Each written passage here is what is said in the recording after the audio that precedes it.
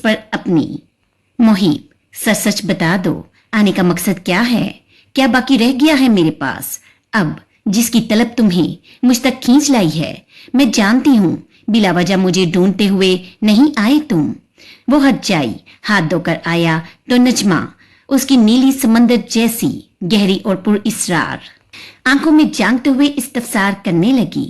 इसके सवालात सुनते ही इसके अनाबी होंठों के किनारों पर उदासी सी, हल्की सी मुस्कान नमूदार हुई।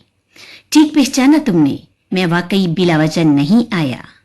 अपनी शार्प निगाहें इसके हसीन चेहरे पर टकाए इसके करीब आते हुए गोया हुआ, मुझे सुकून की तलाश खींच लाई है तुम्हारे पास।